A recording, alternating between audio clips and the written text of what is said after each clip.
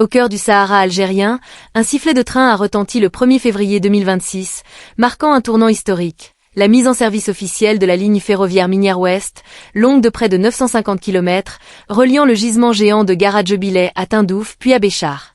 Ce n'est pas seulement une voie de fer tracée dans le désert.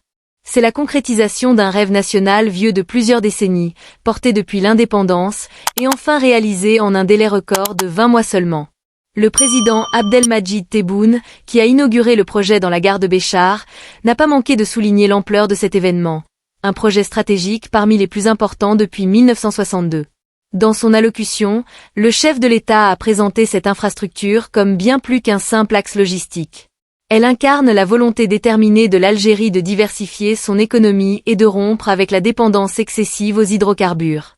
Garadjebile, avec ses réserves estimées à plus de 2 milliards de tonnes de minerais de fer de haute qualité, représente une ressource stratégique majeure. Grâce à cette ligne, le minerai pourra être acheminé efficacement vers les complexes sidérurgiques du Nord, notamment à Oran et Béthioua, permettant d'économiser des milliards de dollars en importations annuelles et de booster la production nationale d'acier. Le président a insisté sur cette transformation.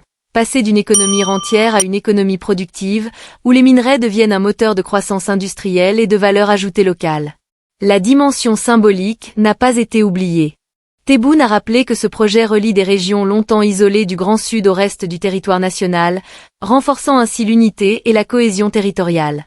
Le premier train de voyageurs reliant Tindouf à Béchar, suivi du départ du premier convoi minéralier, illustre parfaitement cette double vocation. Transporter des richesses minières vers les ports et les usines, mais aussi ouvrir des opportunités aux populations locales. Des milliers d'emplois directs et indirects sont déjà créés dans l'extraction, la logistique, les services associés, le commerce et même le logement. Le développement ne se limite pas à des indicateurs économiques. Il touche directement la vie quotidienne des citoyens des wilayas de Tindouf, Béchar et Beni Abbès, en réduisant les disparités entre le nord et le sud. Le président a tenu à saluer les efforts collectifs des ouvriers algériens et des partenaires chinois de China Railway Construction Corporation, qui ont mobilisé plus de 8000 personnes pour bâtir cette ligne géante, dans des conditions extrêmes. Chaleur saharienne, distance immense, logistique complexe. Cette réussite démontre la capacité de l'État algérien à mener à bien des chantiers d'envergure, à valoriser les compétences nationales et à coordonner efficacement entre institutions publiques et partenaires internationaux. C'est aussi un message de confiance restaurée dans les potentialités du pays. Sur le plan régional et international, ce corridor minier positionne l'Algérie comme un acteur émerge sur le marché mondial du fer. Il ouvre des perspectives d'exportation accrues, attire les investissements et renforce la compétitivité industrielle. Certains analystes y voient une forme de concurrence accrue au Maghreb, où les pays voisins cherchent aussi à consolider leurs infrastructures et leurs exportations de ressources.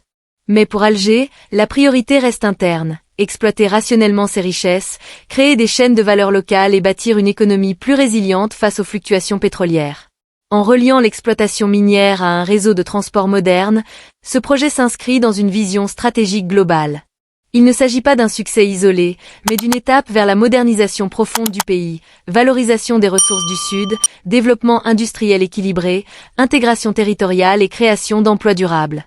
Le discours du président Tebboune, empreint de fierté et d'optimisme réaliste, a rappelé que les grandes réalisations naissent d'une planification rigoureuse, d'un travail d'équipe et d'une détermination collective.